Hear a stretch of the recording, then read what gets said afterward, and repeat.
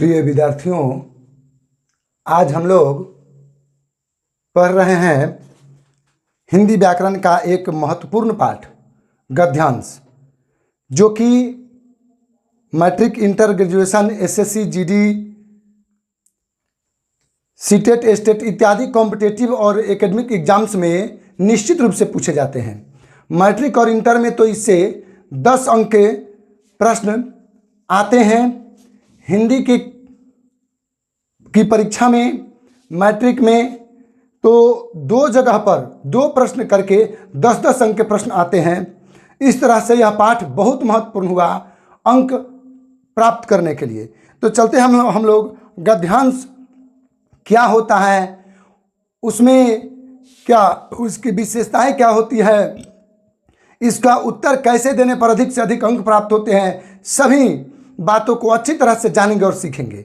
देखिए, गद्यांश जो कि एक यदि प्रश्न में आता है तो कम से कम 5-10 नंबर का आता है, क्योंकि इसमें 5 प्रश्न कम से कम आते हैं और हर एक प्रश्न के उत्तर के लिए हमें मिलते हैं 2 अंक। तो 5 में 2 से गुना करेंगे तो 10 अंक मिला। और इस तरह से 2 गद्यांश आते हैं गद्यांश का उत्तर देने के लिए, अर्थात 20 अंक आता है आपको मैट्रिक, इंटर के एग्जाम्स में। और कॉम्पिटेटिव एग्जाम्स में एक जगह पर गद्यांश आता है। तो चलिए हम लोग जानते हैं गद्यांश। गद्यांश का मतलब होता है गद्य जोड़ अंश। संधि विच्छेद यदि गद्यांश का करें तो गद्य जोड़ अंश। गद्य का मतलब होता है कहानी, अंश का मतलब होता है हिस्सा। गद्य जोड़ अंश यानी कहानी का हिस्सा। ये इसमें क्या होता है कि कहानी का एक पैराग्राफ दिया हुआ रहता है। किसी भी कहानी का किसी भी आधार पर, आतंकवाद के आधार पर, प्रदूषण के आधार पर, जनसंख्या नियंत्रण के आधार पर, महिला शिक्षा के आधार पर, यानी किसी भी कहानी का एक पैराग्राफ दिया रहता है और उसी पैराग्राफ के आधार पर कुछ प्रश्न दिए जाते हैं, जिस प्रश्न का उत्तर उसी गद्यांश को ठीक से मन लगाकर, पढ़कर, समझकर उस गद्यांश के प्रश्नों का सही उत्तर अपनी भाषा में देना होता है। हम तो कहते हैं, मेरा कहना यह होता है कि गद्यांश बहुत कमज़ोर विद्यार्थी भी गद्यांश का उत्तर जरूर बोर्ड परीक्षा में देकर आता होगा और देकर आना चाहिए। क्यों? हम तो कहते हैं गद्य माने गदहा।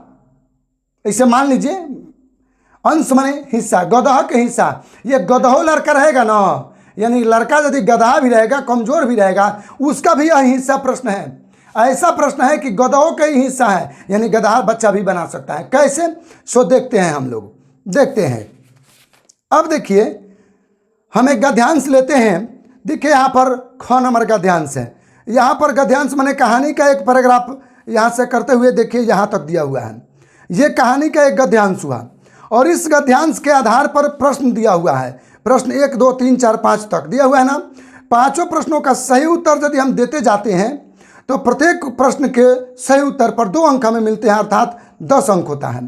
तो चलिए, ये आसान कैसे होता है, देखिए कैसे आसान होता है। हमने कहा कि गदहा लड़का भी इसको बना लेगा। कैसे? ये जो प्रश्न है इसका उत्तर इसी में दिया होता है, इसी में रहता है। आसानी से इस प्रश्न का उत्तर इसमें खोज कर बच्चा लिख लेगा। अर्थात समझिए ना, एक प्रकार से ये चिट है, नकल करके हम लोगों को लिख देना होता है। जो विद्यार्थी गदहा भी होगा, यानी कमजोर भी होगा, एकदम कमजोर विद्यार्थी भी होगा, यदि उससे अपनी भाषा में उत्तर लिखने नहीं आए तो वह विद्यार्थी क्या करेगा? ऐसे छोटे क्लास में हम लोग करते थे या बच्चे करते हैं कि क्या करते हैं, ये प्रश्न है, मान लीजिए ये पहला प्रश्न कि राष्ट्र कवि मैथिली शरण गुप्त का नाम किस रूप में अमर रहेगा। तो हम लोग क्या करते थे बचपन में कि इस प्रश्न का अधिकांश शब्द खोजते थे इस गद्यांश में, इस कहानी में कि कहाँ मिल रहा है, और जिस वाक्य में मिलता था उस वाक्य को घेर लेते थे और उसी वाक्य को उत्तर में लिख देते थे तो उत्तर हो जाता था। तो यदि कमज़ोर लड़का है, वह अपनी भाषा में नहीं दे पाता है, तो वह कमज़ोर लड़का यदि ऐसे भी कर लेगा जैसे हम लोग बचपन में करते थे, वह भी उसका उत्तर सही हो जाएगा। हो सके उससे 2 नंबर न मिलकर 1.5 नंबर मिले, 1 नंबर मिले, लेकिन मिलेगा। फिर बना तो पाया ना। इसलिए हम कहते हैं कि गदहा लड़का का भी अंश है गद्यांश, यानी गदहा लड़का भी इस प्रश्न का उत्तर दे देगा, कमजोर विद्यार्थी भी। तो चलते हैं, एक गद्यांश को हम लोग अच्छी तरह से अपनी भाषा में उत्तर कैसे देना चाहिए ये सीखें। देखिए, गद्यांश कहता है, भारतीय संस्कृति के प्रतिनिधि कवि के रूप में राष्ट्र कवि मैथिली शरण गुप्त का नाम सदा अमर रहेगा। देखिए क्या कहा कि राष्ट्र कवि मैथिली शरण गुप्त का नाम किस रूप में अमर रहेगा? तो भारतीय संस्कृति के प्रतिनिधि कवि के रूप में अमर रहेगा। समझ लिए यहाँ पर। आगे देखिए, खड़ी बोली के उषा काल में ही गुप्त जी की लेखनी का प्रसाद हिंदी जगत को मिली।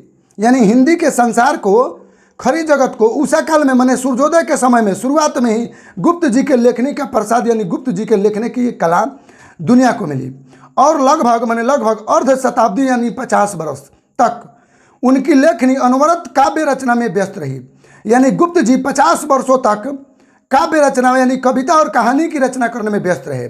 बुंदेलखंड के झांसी जनपद में चिरगांव नामक स्थान में एक वैश्य परिवार में सन 1886 में जन्म लेकर उन्होंने अपने जीवन साहित्य सर्जन में ही लगाया। यानी अब यहाँ से समझिए, इस वाक्य का अर्थ क्या हुआ कि गुप्त जी यानी मैथिली शरण गुप्त का जन्म बुंदेलखंड में हुआ, झांसी जनपद यानी झांसी जिला के चिरगांव नामक गांव में हुआ और एक बनिया परिवार में हुआ। वैश्य माने बनिया परिवार में 1886 ईस्वी में हुआ और उन्होंने पूरे जीवन साहित्य रचना में ही बिता दिए। सन 1964 में इनका देहांत हो गया, यानी मृत्यु हो गई। गुप्त जी वस्तुतः माने वास्तव में आधुनिक काल के कवियों के कवि गुरु हैं। गुप्त जी आजकल के कवियों के क्या माने जाएंगे? कवि गुरु माने जाएंगे। देखिए, गद्यांश का उत्तर देने के लिए सर्वप्रथम तो पूरे गद्यांश को सही से पढ़कर उसका अर्थ समझना चाहिए, जैसे हम अर्थ समझा रहे हैं और समझ रहे हैं। इनकी अमर कृतियाँ यानी कि मैथिली शरण गुप्त की अमर कृतियाँ भारत भारती, अमर कृतियाँ माने वैसी कृति, वैसी रचना जो अमर है, यानी बहुत दिन तक वह मिटने वाली नहीं है, बहुत नामी जो रचना है उसको कहा जाएगा अमर कृतियाँ, जिसका नाम है भारत भारती। जब सन 1912 में प्रकाशित हुई, मतलब भारत भारती नामक जो काव्य है या मैथिली शरण गुप्त का जब 1912 में प्रकाशित हुई, पब्लिक हुई, तो समस्त देश में यानी पूरे देश में राष्ट्रीय भावना की लहर सी फैल गई। यानी देश के प्रति देशभक्ति आ गई। रामचरितमानस के बाद, पश्चात मतलब बाद, राम की भक्ति काव्य में ऐसी लोकप्रियता किसी अन्य रचना को नहीं मिली। जैसे कि आज तक हम लोग मानते हैं रामचरितमानस, रामायण की जो रचना हुई, वैसा काव्य, वैसा भक्ति काव्य अभी तक नहीं लिखाया। ठीक है, जितनी गुप्त जी की कृति साकेत को, यानी जैसे कि रामचरितमानस नामी हो गया, उतना ही गुप्त जी की यह कृति जो है भारत भारती, यह उतना ही नामी और लोकप्रिय हुआ। चलिए, अब हम लोग समझ लिए गद्यांश को। देखिए प्रश्न क्या है और उसका सही उत्तर अपनी भाषा में क्या होगा। प्रश्न कहता है, राष्ट्रकवि मैथिली शरण गुप्त का नाम किस रूप में अमर रहेगा? यानी राष्ट्रकवि मैथिली शरण गुप्त का नाम किस रूप में अमर रहेगा? तो हम लोग ऊपर ही पढ़े हैं पहले वाक्य में ही कि राष्ट्रकवि मैथिली शरण गुप्त का नाम भारतीय संस्कृति के प्रतिनिधि कवि के रूप में अमर रहेगा। देखिए हो गया कि नहीं? बस इधर उधर करके सही आंसर हो जाएगा। अब यदि आप यहाँ से डायरेक्ट लिखेंगे तो जांच करने वाला समझ जाएगा कि देखकर सिर्फ लिख दिया है, अपनी भाषा में नहीं लिखा है। अपनी भाषा में ऐसे हुआ, प्रश्न कहता है राष्ट्रकवि मैथिली शरण गुप्त का नाम किस रूप में अमर रहेगा, तो उत्तर भी राष्ट्रकवि से ही शुरू होगा कि राष्ट्रकवि मैथिली शरण गुप्त का नाम भारतीय संस्कृति के प्रतिनिधि कवि के रूप में अमर रहेगा।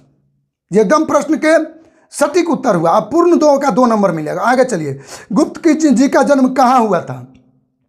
तो हम लोग प्रश्न के हिसाब से उत्तर देंगे। अब ये नहीं कि हम लोग यहाँ देखिए लिखा हुआ है ना कि गुप्त जी का जन्म हुआ था 1886 में, लेकिन और कहाँ हुआ था? तो झांसी जनपद में। लेकिन हम लोग अपनी भाषा में कैसे देंगे?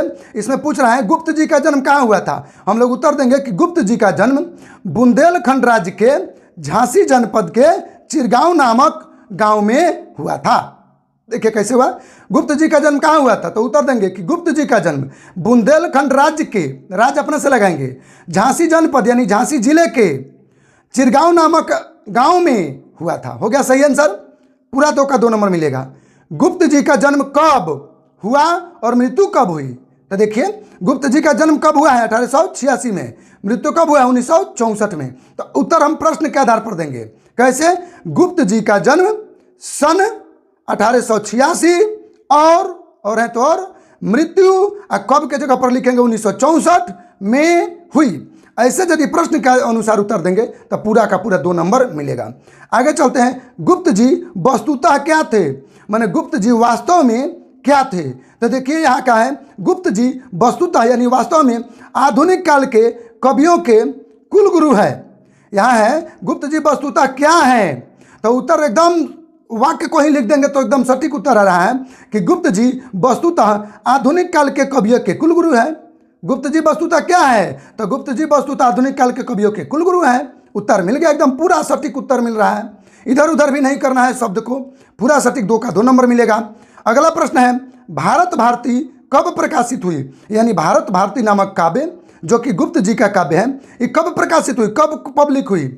आंसर होगा कि भारत भारती नामक काव्य सन 1912 में, कब की जगह पर लिखेंगे सन 1912 में प्रकाशित हुई। आंसर हो जाएगा भारत भारती नामक काव्य कब प्रकाशित हुई, तो भारत भारती नामक काव्य सन 1912 में प्रकाशित हुई। देखे ना कितना प्रश्न का कितना सटीक और अपनी भाषा में कैसे जवाब देंगे हमने आपको सिखाया।